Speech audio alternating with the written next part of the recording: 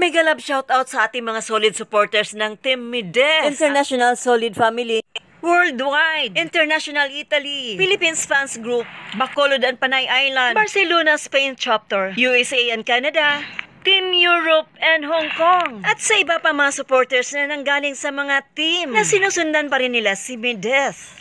Siyempre sa ating mga Team Dromcar dyan, Edsy, Sid, Rose, Rara, Erica, Rochelle, calling the attention of all teachers group dyan.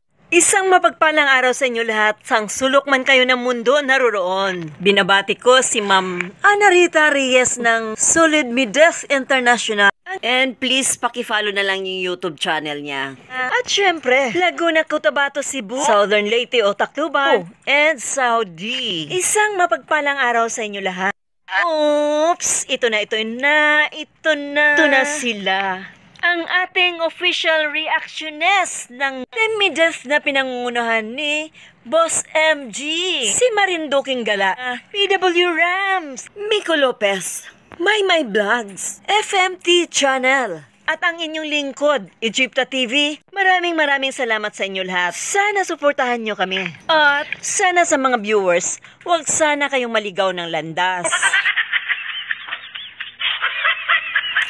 We all noticed last night na medyo late na nga itong si Bunso nakapag-live. It's almost around 9 PM na. And syempre, matyaga nilang inaantay kung kailan mag-start yung live ni Bunso kagabi. Dahil mahal na mahal pa rin nila si Bunso kahit gaano man ito katagal o malate man sa kanyang live ay nandoon sila. Ang kanyang mga diehard supporters willing to wait kahit late. And syempre, expected na yon. Nandun rin ang mga bangaw. Kahit sana man si Bunso pupunta, ay talagang nandun sila umaligid-aligid. So, anticipated na yan, right? Lalong-lalo na ay ang nakathumbnail ay ang mga regalo na isang napakalaking box. Syempre, atat na atat ang mga bangaw rin dyan. Kaya napakalaki ang views ni Bunso kagabi. And syempre, isa na rin ang mga diehard supporters ng Team Mides. Super excited rin. Hindi lang naman ang mga bangaw ang excited, ano? Ang mga solid supporters ay excited na makita ang mga regalo. At makita ng mga solid supporters ang kasiyahan ng mukha ni Bunso habang ito ay binubuksan at sinusukat ang ibang mga damit. Habang ang mga bangaw naman ay sumasakit ang kanilang puso at lumuluwa ang kanilang mga mata sa inggit. Ay. Ganon talaga. Sa mga regalong ito, sa mga damit, ay bagay na bagay kay Bunso. Lalong-lalo na, eksakto sigurado sa kanyang katawan. Walang kulang, walang sobra. As in, fit na fit talaga. Kaya last night, ang mga bangaw, tululaway na lang at nagdurugo ang kanilang mga puso. At sabi nila, ay wala na raw yung community ni Mides. Wala nang views, wala nang subscribers. Mga ampalayang tukmo lang kayo, okay?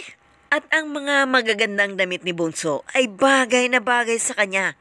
Ang kanyang mga kulay, ang mga bagong disenyo ay swak na swak, lalo na itong red. Napakasosyal niyang tignan. At bagay na bagay sa kanya dahil napakaganda ang hubog ng kanyang katawan. Right?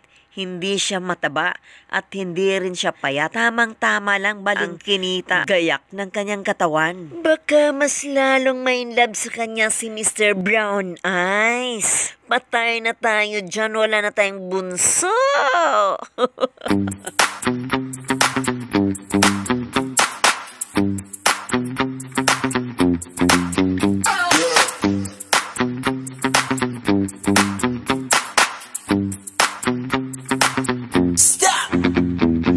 Tara na, pakinggan natin ang bawat hugot ni Angie. Ako, nangaagaw. Hindi ako pinanganak para mang-agaw. Wow. Pinanganak ako para pag-agawan.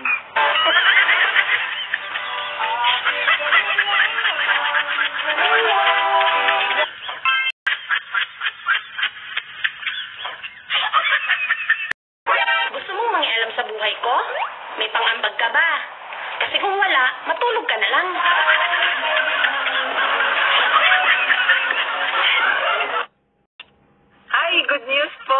Gumawa akong model ng sabon. Ako ang germ.